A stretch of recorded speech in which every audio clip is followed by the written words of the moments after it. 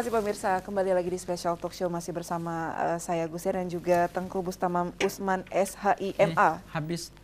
Selaku Ketua Umum PN ISAT Aceh dan dosen Fakultas Syariah dan Hukum UIN Araniri Banda Aceh. Ya, Tengku tadi belum terjawab tentang misi dakwah Nabi Muhammad dan juga perjalanan beliau Isra Mi'raj seperti apa nih Tengku? Baik. Adapun misi dakwah Rasul itu kan mengembalikan peradaban yang jahiliyah menjadi peradaban yang Islamiyah. Jadi dalam tempo 23 tahun Rasul membawa misi dakwahnya ya di 13 tahun di Mekah, kemudian 10 tahun di Madinah, mampu mengubah iklim tersebut dari jahiliyah menjadi Islamiyah. Sehingga tadi kan Rasul memakai metode 3M tadi. Yang pertama mengajak. Sesudah orang terajak tidak pernah mengejek. Bukan seperti hari ini pemimpin kita kan banyak sekali sudah dia mengajak seolah-olah dia orang yang hebat. Tapi kemudian ada ucapan-ucapan yang sangat luar biasa kita sayangi, untung karena saya. Kalau enggak, itu jangan keluar seperti itu. Rasul tidak pernah mengejek sudah beliau memberikan sebuah jasa yang luar biasa. Baik, mengajak. Kita tahan dulu Tengku, ada yang penelpon. Halo, Assalamualaikum. Halo, Assalamualaikum, bisa dibesarkan suaranya? Halo, Anda sudah on air. Ya, dicoba kembali, terputus. Iya, baik. Kita lanjutkan Tengku sambil menunggu penelpon yang akan masuk. Baik. Yang kedua, metode dakwah Rasul yang digunakan kedua adalah merangkul. Merangkul artinya seperti kita cerita kronologi tadi, hampir terjadi pertumpahan darah dalam usia 12 tahun, tapi Rasul bisa merangkul keempat kepala suku itu. Sehingga Jibril datang pada satu saat, ya Muhammad, ya begini saja, untuk menghindari terjadi pertumpahan darah, tolong Muhammad bilang kepada kepala suku itu, siapa yang lebih duluan bangun di sepertiga malam, maka dia yang berhak meletakkan Hajar Aswad itu. Ternyata itu sudah punya skenario daripada Allah. Ya, ada penelpon. Baik. Mohon maaf Tengku. Halo, Assalamualaikum.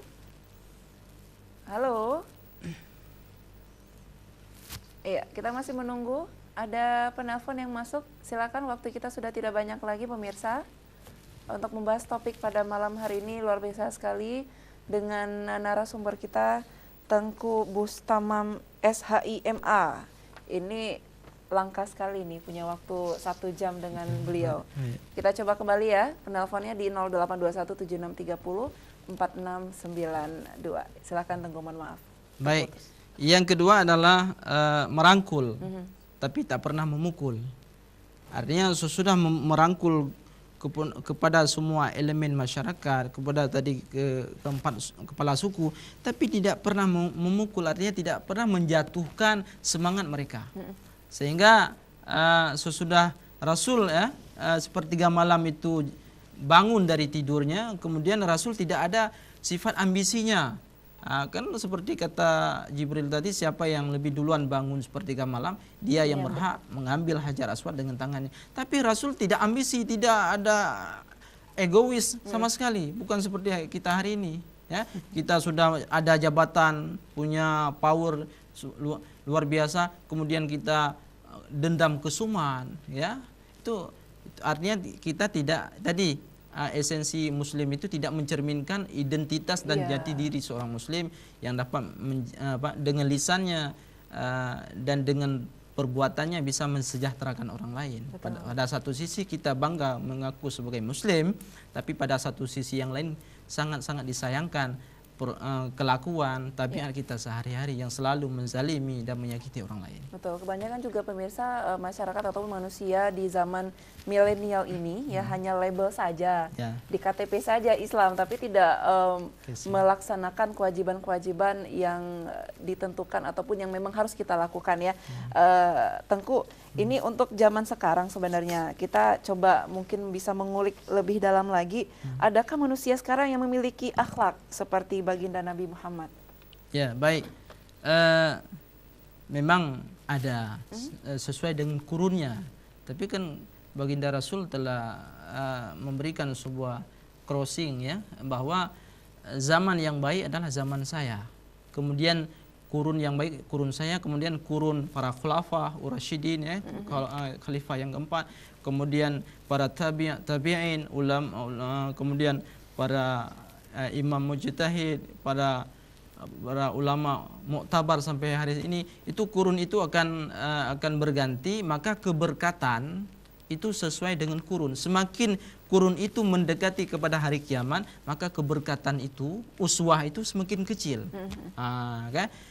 Walaupun tidak bisa kita nafikan, banyak sekali para sepuh kita, para ulama kita, para intelektual kita yang merupakan rujukan, ya, khazanah daripada keilmuan itu sendiri. Tetapi perlu kita garis bawahi, keberkatan hari ini tidak sama dengan keberkatan kurun-kurun sebelum kita. Jauh sekali. Makanya kata Rasul, orang yang baik di masamu adalah orang yang istiqomah tentang kebenaran itu walaupun kecil. Sehingga ya, dalam pendapat jumhur ulama itu, orang yang diberi hidayah oleh Allah, dia nampak di pelupuk matanya kebenaran sebiji sawi, maka dia menganggap kebenaran itu rasanya sebesar gunung. Bagi orang yang diberi hidayah, nampak di pelupuk matanya kebenaran itu sebiji sawi, paling halus, tapi dia menganggap nilainya sebesar gunung. Tapi sebaliknya, orang yang tidak diberikan hidayah oleh Allah, nampak di pelupuk matanya sebesar gunung daripada kebenaran, maka dia seolah-olah merasakan nilai itu kecil seperti biji sawi. Nah, kan? Artinya kalau kita berbicara tentang kriteria daripada Rasul sehingga hari ini bisa dijadikan suri tauladan, maka pantas dan wajar sampai akhir zaman uswatun hasanah itu tak bisa tergantikan daripada Muhammad SAW. Seperti Ibu katakan tadi adalah Mika Hicks, ya, itu menempatkan Rasulullah di nomor wahid, di nomor satu di antara tokoh-tokoh dunia. Rasulullah paling teratas. Padahal beliau adalah non muslim, ya. Non muslim, padahal Mika Hicks itu kan menyatakan dia latar belakang Kristen, tapi berani menyatakan Nabi Muhammad itu best is the best, orang nomor pertama. Kenapa? Karena tadi keluhuran Rasulullah tadi, ya, luar biasa. Karena Rasul itu tidak menganggap dia sebagai musuh, semuanya Rasulullah menganggap sebagai sahabat. Sehingga tidak ada rasa dendam dalam kehidupan Rasul. Baik, ini masih seputar keislaman seseorang, Tengku. Kita di Indonesia yang mayoritasnya adalah muslim, dan ini kita bisa mencontoh dari seorang pegulat yang bernama Khabib, yang beberapa waktu ini sedang gencar diberitakan ada lawannya yang menghina agama Islam. Apakah memang, bagaimana harusnya kita ketika non-muslim menghina agama kita, menghina Nabi Muhammad kita, dan menghina negara kita, seperti apa sikap kita, Tengku? Baik, itu bisa terjawab di dalam surah Al-Fat ayat 29, ya. Bismillahirrahmanirrahim. Muhammadur Rasulullah walladzi ma'ahu ashiddahu 'alal kuffari ruhama'u bainahum tarahum ruk'an sujada yabtaghuna fadlan minallahi wa ridwan simahum fi wujuhihim min asari sujud. Jadi dalam surah Al-Fat ayat 29 itu ada 5 identitas, ciri khas bahwa dia benar sebagai umat Nabi Muhammad, dia benar sebagai umat Islam yang militan terhadap agamanya. Maka cerminnya ada di surat tersebut, surat Al-Fat ayat 29. Yang pertama, Muhammadur Rasulullah. Muhammad itu utusan Allah, tidak terbantahkan. Bahkan Rasulullah, ya, lakabnya Habibullah, ya, sebagai kekasih Allah, ya. Kemudian Muhammadur Rasulullah walladzina ma'ahu asyiddahu 'alal kufar. Itu ciri khas yang pertama daripada identitas umat Islam atau umat baginda Muhammad, ya. Di ketika kita mengkondisikan dengan hari ini banyak sekali orang yang menghina Islam, yang menganggap Islam itu teroris. Artinya saya rasa dia tidak paham betul tentang Islam itu sendiri. Walaupun yang berbicara itu orang Islam, ya. Karena dari kalimat saja Islam itu aslama yuslimu islaman, sudah sejahtera di sana. Sebelum kita masuk, dengar saja Islam sudah sejahtera, apalagi sudah kita di sana. Sehingga dalam Islam itu kan ada asnaf atau senif mu'allaf. Tidak ada dalam agama Kristen senif apa misalnya begitu kita masuk dapat jatah zakatnya. Tapi Islam itu sendiri begitu kita masuk sudah ada jatah asnaf zakatnya, namanya asnaf mu'allaf. Allafa yu'allifu mu'allifatan, artinya lembek imannya, maka ditambalkan, dikuatkan dengan pemberian oleh-oleh dari Islam itu sendiri, sehingga dia bisa menguatkan ideologinya, ya. Belief of God, artinya kepercayaan kepada Allah semakin kuat. Kenapa? Dia akan berasumsi belum ada apa-apanya, belum ada salat, puasa dan sebagainya, sudah punya jatahnya. Ini merupakan sebuah langkah yang sangat jitu untuk membuktikan bahwa Islam itu rahmatan lil alamin. Amin. Ya. Dan Tengku, ini kita sudah di penghujung ya dari semua sekian yang tadi kita bicarakan, apa yang bisa kita tarik sebagai kesimpulan, dan ini juga harapan ataupun pesan kepada masyarakat yang sedang menonton ACTV, Tengku. Baik, terima kasih. Di akhir daripada perjumpaan kita malam yang mulia ini, sebagai closing terakhir adalah marilah kita jadikan Rasulullah itu sebagai suri toladan dalam berbagai sendi kehidupan. Apakah dalam hal bermuamalah, bermuamalahlah seperti Rasulullah. Ya, sifat tadlis wal gharar itu dihilangkan. Apalagi kita rentenir itu kan.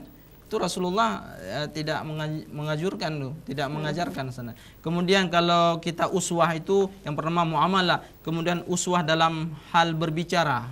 Jangan pernah menyakiti orang. Harus selalu menjadi penyujuk, perekat, penenang.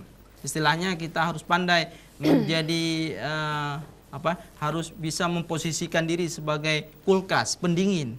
Jangan jadi kita sebagai kipas dan kompor, selalu kipas dan kompor. Panas terus kan. Jadi hendaklah kita sifatnya seperti istilah kulkas, selalu mendinginkan, selalu menjadi penyujuk orang lain. Keberadaan kita ada. Jangan seperti ini kan, dalam literatur itu al-adam al-wujud kal adam, al-adam la yu'tabar. Ada kita dianggap tidak ada, tidak ada kita berarti nihil. Jadi keberadaan kita di dalam masyarakat itu tidak ada. Itu sangat malang, lebih malang daripada kota Malang. Tapi bagaimana kita ada dan kita tidak ada, seolah-olah orang itu merasa kehilangan. Insya Allah kita bisa menjadi orang-orang yang berpikir positif terus ya Tengku. Saya ucapkan terima kasih banyak Tengku untuk kita sharing di pada malam hari ini, dan sukses untuk pelantikan nanti bagi PN ISAT Aceh. Insya Allah ACTV hadirlah. Amin, diundang ya. Diundang, ya. Baik pemirsa, banyak orang yang telah mengetahui kepribadian Rasulullah dan perintah untuk meneladani kepribadiannya itu. Namun tidak banyak yang mampu mengaplikasikannya, nilai-nilai keteladanan beliau dalam kehidupan nyata. Oleh karena itu pemirsa, kita harus memahami makna yang terkandung dalam surat Al-Ahzab ayat 21, sesungguhnya telah ada pada diri Rasulullah itu suri teladan yang baik bagimu, yaitu bagi orang yang mengharap rahmat Allah dan kedatangan hari kiamat, dan dia banyak menyebut Allah. Ya baik, terima kasih banyak pemirsa. Kita akan berjumpa di lain kesempatan di Special Talk Show bersama Dinas Syariah Islam, dan saya Gustiada pamit. Assalamualaikum warahmatullahi wabarakatuh. Waalaikumsalam.